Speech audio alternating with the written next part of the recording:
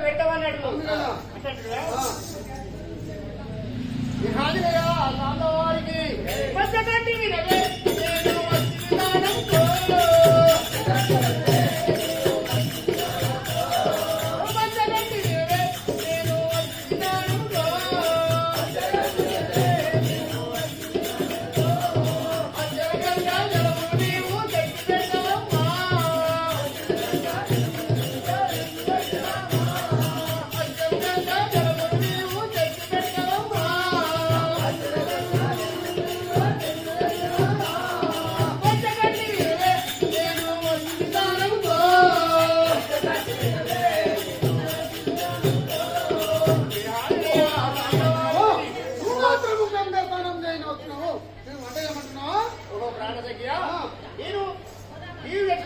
స్నానం చేస్తా అందుకే అల్లి చెప్తున్నాడు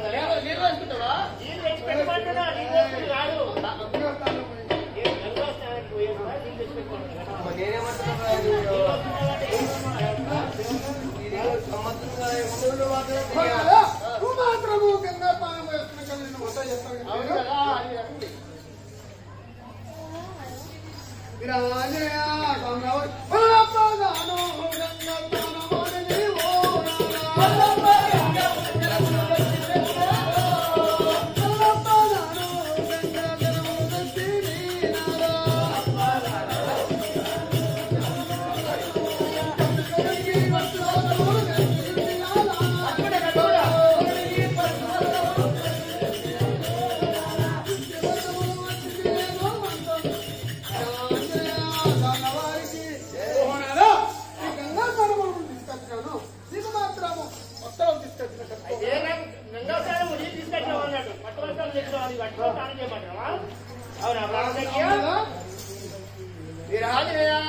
వారికి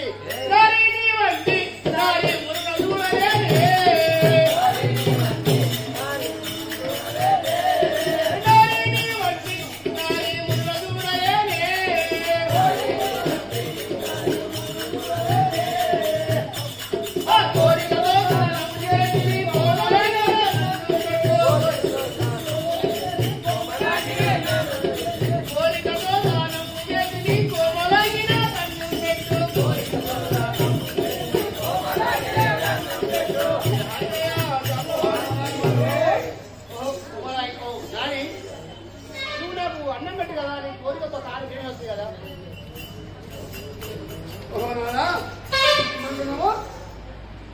నీ యొక్క సేవలు చూస్తుంటే ఇంకా ఏమంటున్నావు అప్పటి వారి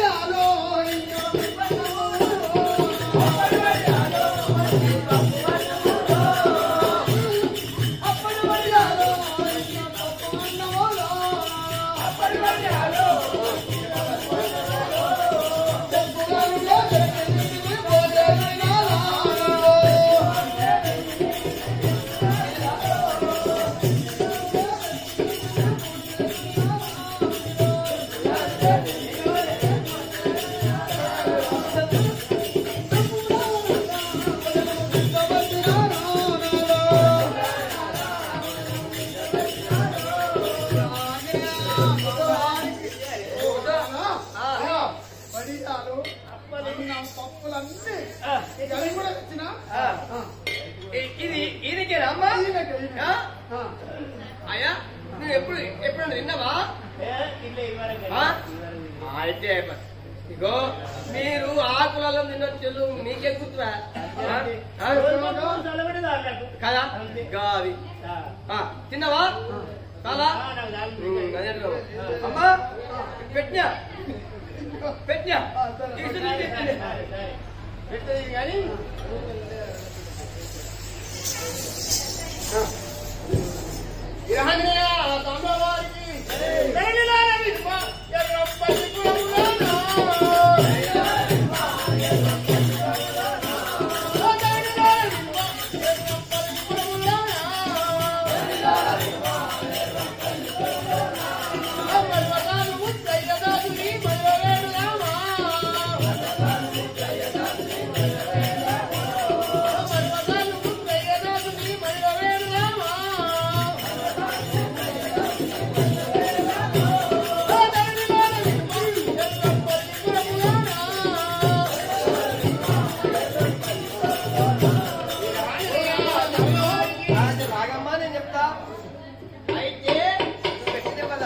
వడియాలు అన్ని తిన్నాడు కదా భగవంతా ఇక నాకు ఇవి గాలి కూర నాకు ఇక కొడుకు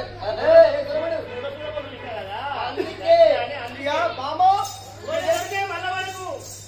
బాబా నేను చూడు నేను తిన్నా ఇక ఇంకొక పని ఇక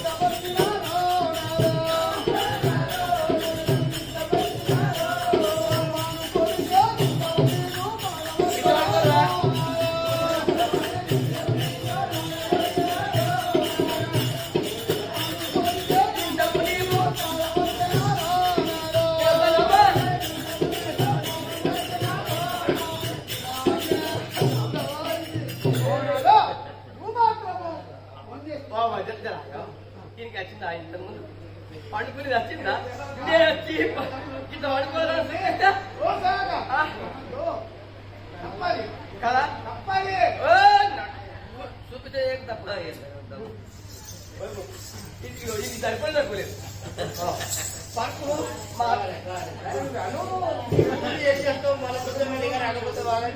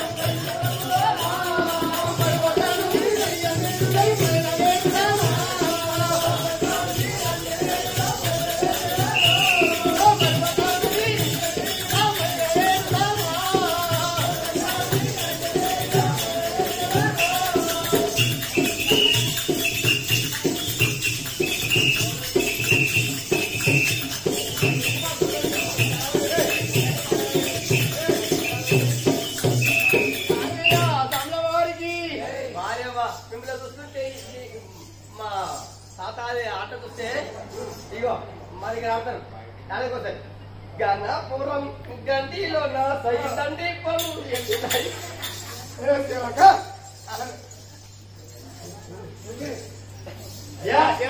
సరే వంటనా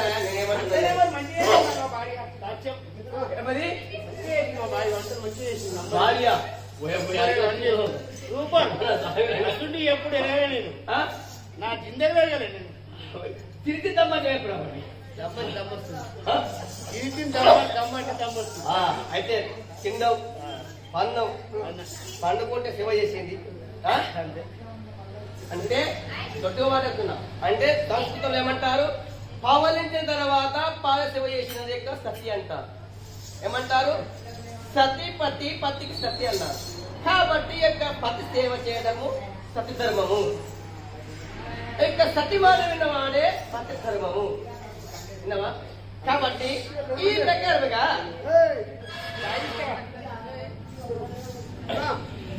మరి నేను ఒప్పుకున్నాను కానీ చది ఒక మాట చెప్తానంటున్నాడమ్మా నువ్వు ప్రాణసాగిరా నేను ఒక మాట చెప్తాను కదా ఇంకా చెప్పు కదా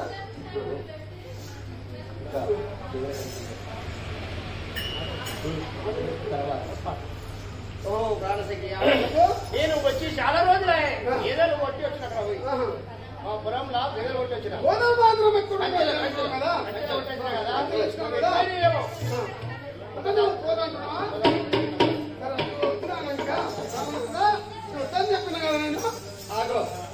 ఏమంటావు అయితే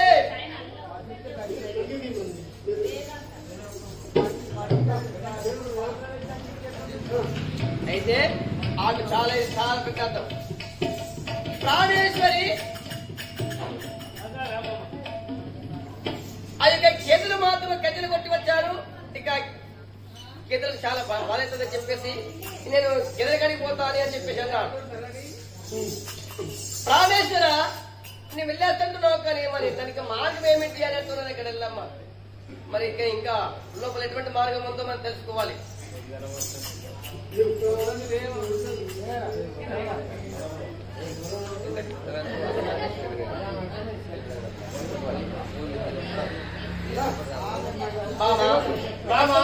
మాట చెప్తే ఇంటావా? చెప్పు కదా.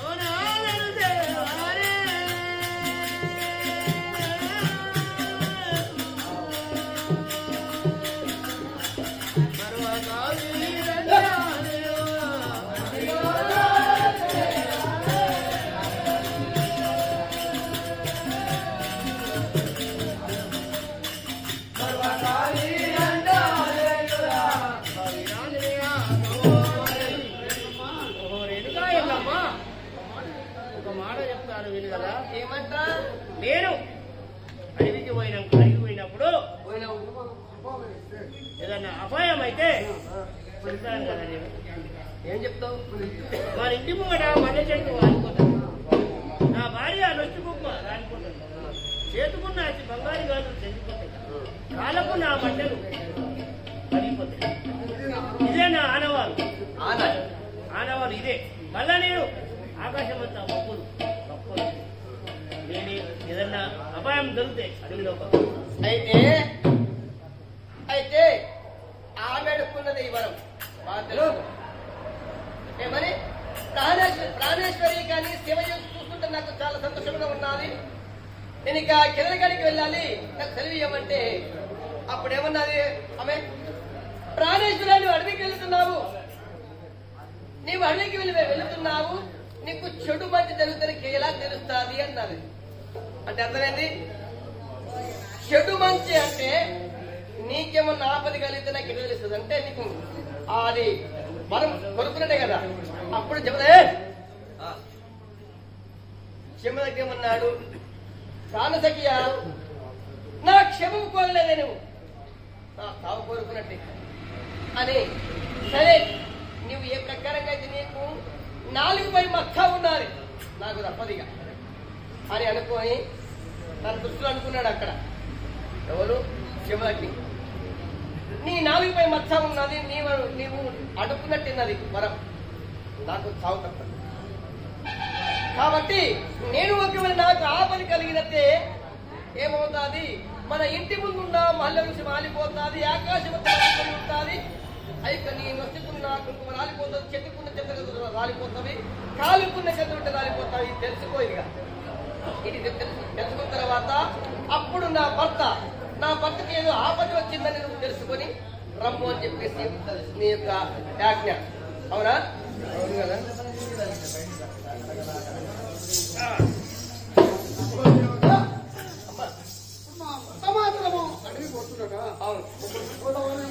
అవును ఆయన పని పోతా. ఓ ఆయన శుభ్రం కట్టు వచ్చినప్పుడే శుభ్రం చేసాం.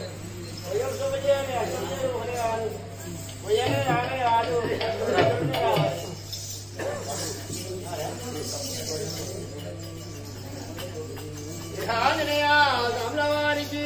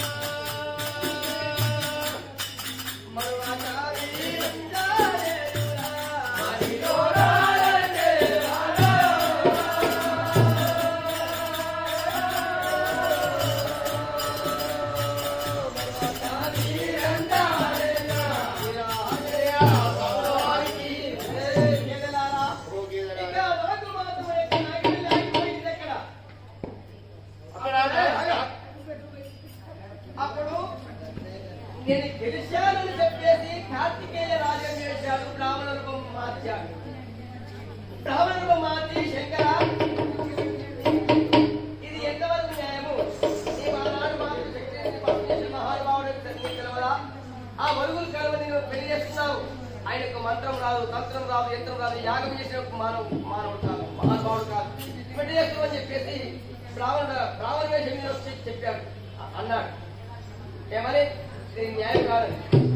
అది అతడు ఒంటి కాలుపై ఉండి మంత్రం నిలవాలి, ఉపదేశం తీసుకోవాలి.